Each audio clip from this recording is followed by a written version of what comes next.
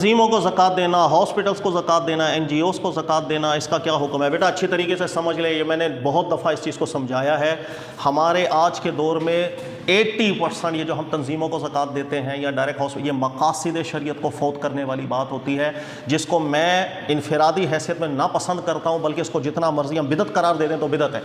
اللہ کوئی بھی یاد رکھیے گا، ہیلا بازیاں یا کوئی بھی آپ کام کرتے ہیں، مقصد شریعت فوت نہیں ہونا چاہیے۔ اللہ نے قرآن میں جب واضح فرمایا صدقات للفقراء، محتاجوں کے لیے صدقات اللہ نے رکھے ہیں، زکوٰۃ وغیرہ، آپ ان محتاجوں کا حق چھین لیں اور کروڑوں لاکھوں اربوں روپیہ آپ دے دیں کن کو؟ اسلامی تنظیموں کو۔ آپ خود کیلکولیشن کر کے دیکھ لیں، خدا کی قسم اربوں اربوں روپیہ سالانہ ان لوگوں کو جا رہا ہوتا ہے، زکوٰۃ کی مد میں بھی، صدقہ فطر کی مد میں بھی، قربانی کی کھالوں کے مد میں بھی، صدقات نافلہ کی مد میں بھی، ہر طرح کے صدقے آپ لوگوں نے اٹھا کر کے اسلامی تنظیموں کو دے دیے۔ وہ جو غریب مر رہا ہے ہاسپٹل کے اندر یا اپنے گھر میں بھوک سے، اس کا حق رکھا تھا اللہ نے، اس کے حق کا کیا؟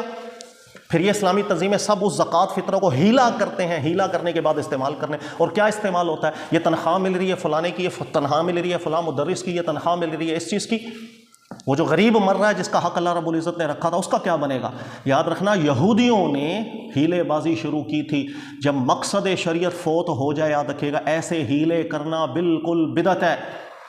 ہیلا وہاں کیا جاتا ہے کہ جہاں پر ہیلا کرنے میں مقصد شریعت پورا ہو رہا ہو، مقصد شریعت کو فوت کرنے والا ہیلا نہیں کیا جاتا۔ یہ یہودیوں کی رسم تھی، ان کی سنت ہے، اور میں اس میں بہت سخت سٹینڈ لیتا ہوں، یاد رکھیے گا۔ اچھا، اب یہاں پر عموماً یہ بھی بات کی جاتی ہے نا کہ بھائی تنظیموں کو ضرورت ہے لاکھوں کروڑوں کا خرچہ، لاکھوں کروڑوں کا خرچہ ہے تو ایسی انویسٹمنٹ کی جائے کہ جو آپ لوگوں کو کما کر کے دے، لوگوں کو روزگار بھی ملے۔ بالفرض اگر میری ایک تنظیم میں مجھے ضرورت پڑ بھی گئی، بالفرض میں کہہ رہا ہوں، اور میں نے اربوں روپیہ زکوٰۃ کا فطرے کا اکٹھا کر لیا، تو میں ہر سال اربوں روپیہ اکٹھا کر کے غریبوں کا حق بانٹتا چلوں، مجھے شرم نہیں آ رہی؟ چلو ایک دفعہ اگر میں نے اکٹھا کر لیا، میں اس کو ایسی جگہ پہ انویسٹ کروں کہ وہی مجھے کما کر کے دینا شروع کر دے اور میرے خرچے اٹھا لے، بجائے اس کے کہ میں ہر سال لوگوں کا زکوٰۃ فطرہ کروڑوں اربوں روپے کیا لوں اور اس کو اپنی تنظیموں میں لگاؤں۔ شریعت کا مقصد اتنا فوت ہوتا ہے، خدا کی قسم، وہ غریب اس کا کیا بنے گا؟ وہ جس کے گھر پہ امی ہیں یا ابو ہیں، وہ بیمار ہیں، علاج کے اس کے پاس پیسے نہیں ہیں، وہ تڑپ رہے ہیں اپنے سامنے، لیکن وہ دیکھ رہا ہے لوگوں کو، بھائی 10 لاکھ روپے اس نے جو ہے نا وہ ماشاءاللہ اسلامی تنظیم کو دے دیا۔ یہ غریب دیکھ رہا ہے اس کو، بھئی اللہ نے تو میرا حق رکھا تھا۔ پھر وہ اسلامی تنظیم والے کو دیکھا، اس نے ہیلے کیے، ہیلے کرنے کے بعد اپنے پاس اکاؤنٹ کے اندر پیسے رکھوا دیے، بھائی ضرورت ہوگی تو لوگوں کو دیتے چلے جائیں گے۔ ہمیں شرم کرنی چاہیے۔ حق یہ ہے، امام ابو حنیفہ کا عبدالغنی نابلسی رحمۃ اللہ علیہ نے قول نقل کیا ہے، سب سے زیادہ مجھے پسند ہے۔ وہ کہتے ہیں امام ابو حنیفہ کے دور میں بھی بعض لوگ ہیلے بہانے کرنے لگ گئے تھے زکوٰۃ کے۔ امام ابو حنیفہ نے فرمایا تھا کہ حاکم اسلام پر لازم ہے کہ ایسے فتویٰ دینے والوں کو جیل میں قید کر کے کوڑے لگوائے۔ زکوٰۃ کا ہیلا کرنا مقصد شریعت کو فوت کرنے کے مترادف۔ اس لیے یہ جو ہاسپٹلز میں زکوٰۃ دی جاتی ہے، میں اس کو بھی پسند نہیں کرتا۔ آپ ہاسپٹل، ٹھیک ہے، اگر آپ کا اعتماد جاتا ہے اور وہ ہاسپٹلز والے واقعی غرباء کا خیال کرتے ہیں، بہت اچھی بات ہے، آپ کا دل مطمئن ہونا چاہیے۔ میرا دل مطمئن اس لیے نہیں ہوتا ہے کہ میں نے بہت کچھ اپنی آنکھوں سے بھی دیکھا ہے۔ ایک ہاسپٹل کو میں نام لینا اچھا نہیں لگے گا، وہاں پر ایک مستحق کو میں نے خود بھیجا تھا، وہ زکوٰۃ مانگتا تھا، ہم نے اس کو خود کئی دفعہ زکوٰۃ کر کے دی، ہمارے جو جاننے والوں نے۔ پھر ایک محتاج تھا، نابینا تھا بیچارہ، اس کے علاج کے لیے بھیجا گیا، تو اس کا علاج شروع کرنے سے پہلے انہوں نے پورے ایک پھرا اس کو پکڑا دیا کہ آپ گھر کے بل لے کر آئیں، اپنے پڑوسیوں کے اتنے بل لے کر آئیں، پڑوسیوں سے اتنی گواہیاں لے کر کے آئیں، یہ کر کے لائیں، وہ کر کے لائیں، جب ہمیں یقین ہوگا، جب پورے ڈاکومنٹس اس نے جمع کروا دیے تو اس کے بعد بتایا کہ آپ کو 30% زکوٰۃ کی مد میں ڈسکاؤنٹ دے دیا جائے گا۔ اسٹوپڈ، بے وقوف، ایسی زکوٰۃ فطر ہاسپٹلس کو دے کے الٹا اور غریب کو ذلیل کرتے ہیں۔ اس سے زیادہ بہتر یہ ہے کہ اس غریب کے ہاتھ میں جا کر کے آپ پیسہ رکھواؤ، جاؤ اپنی مرضی سے علاج کروا، جہاں جانا ہے، لڑکے سے جائے وہ ایسے ہاسپٹل کے اندر، کرو میرا علاج، میں مفت کے اندر علاج کروانے نہیں آیا۔ آپ کو بھی غریب کا درد بھی محسوس، اس کو بھی عزت دیا کرو۔ ہم غریبوں کو زکوٰۃ بھی ذلیل کر کے دے رہے ہوتے ہیں۔ آپ اپنے خود ایک کسی غریب کو لے کر کے جائیں ایسے ہاسپٹلس کے اندر جہاں زکوٰۃ کا، آپ دیکھیں وہ کتنی شرائط پر عمل کرواتے ہیں۔ وہ جب تک غریب درد سے مر جائے گا اس کا علاج شروع نہیں ہوگا۔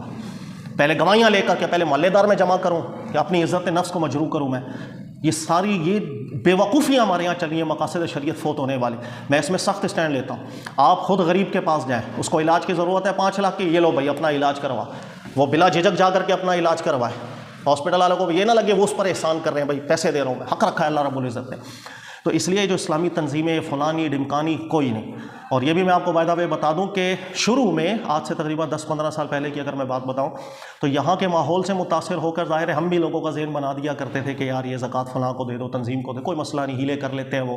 لیکن اب یقین کریں جس وقت اس مسئلے کے اوپر اللہ نے میری توجہ دلائی، ہمارے استاد نے بھی توجہ دلائی کہ ایسے ہیلے مقصد شریعت فوت کرتے ہیں، میں نے اس کے بعد توبہ بھی کی، اور میں آج کھلے کے اندر میں بولتا ہوں یہ بھی ہیلے میں نے کروائے یقین، اس کے بعد اس اماؤنٹ کا اسٹیمیٹ کر کے وہ میں خود اپنی طرف سے میں نے جو ہے نا فقیروں کی مدد کی تھی کہ یار یہ میرے سے بہت بڑا ظلم ہو چکا ہے۔ اسی وجہ سے جس ادارے میں کام کرتا ہوں النورین اسلامک، اس کا دارالفتہ، جس وقت یہاں پر کام کرنا شروع کیا تھا تو اس وقت بھی یہ پالیسی بن رہی تھی کہ نہیں یار کچھ زکوٰۃ فطرہ، میں نے منع کر دیا سختی کے ساتھ، کوئی نہ زکوٰۃ لی جائے گی، نہ فطرہ نہ ہیلا۔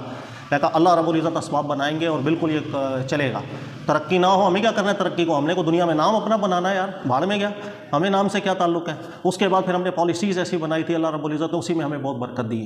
مثال کے طور پر جو دارالفتہ ہے النورین، ہم نے اس کے مخصوص جو فتوے ہیں اس کے اوپر چارجز وغیرہ رکھ دیے، وہی جیسے طلاق کے مسائل ہیں، اس کے علاوہ وراثت کے مسائل ہیں، جو بڑی نوعیت کے تھوڑے مسائل ہوتے ہیں نا اس پر چارجز رکھ دیے جاتے ہیں، اسی سے بھائی وہ الحمدللہ دارالفتہ کے معاملہ چلا، اللہ نے اسی میں اتنی برکت دے دی ہمیں کہ اتنے فتاویٰ آ جاتے ہیں اور اپنی خوشی سے لوگ کر دیتے ہیں۔ ظاہر ہے ان کو جب پتہ ہے، اور بہت سے لوگوں کو پتہ ہے کہ بھائی یہ نہ فطرہ لیتا ہے نہ زکوٰۃ لیتا ہے، لوگ آ کر کے بھی ہاتھ میں پکڑا رہے ہوں گے، نہ منع کرے بھائی زکوٰۃ وغیرہ نہیں، یہ فقیروں کو دو اپنے ہاتھ سے جا کر، ہمارا ادارہ نہ زکوٰۃ لیتا ہے نہ فطرہ لیتا ہے نہ ہیلے بازیاں کرتا ہے۔ تو لوگوں کو یہ چیز معلوم ہے، اس لیے جب وہ فتوے کے لیے آتے ہیں الحمدللہ وہ ہم سے کوئی حجت بازی نہیں کرتے، ٹھیک ہے، بلکہ اگر کبھی ان کے چارجز بتائے جاتے ہیں جو جانتے ہیں وہ اپنی طرف سے زیادہ چارجز دے کے جاتے ہیں، وہ کہتے ہیں کہ بھئی ہمیں معلوم ہے کہ وہ ادارہ ہے جو بالکل زکوٰۃ فطرے کے اوپر چلتا ہی نہیں ہے۔ تو آپ کوشش کریں گے اللہ تعالیٰ سبب بنا دیں گے، یہ ہیلے بازیوں کا یہ قصہ چھوڑ دیں، اس لیے بے برکتی ہر سال زکوٰۃ بھی لے لو، فطرے بھی لے لو، قربانی کی کھالے بھی لے لو، فقیر مرتا ہے تو مرنے دو، ہمیں کیا۔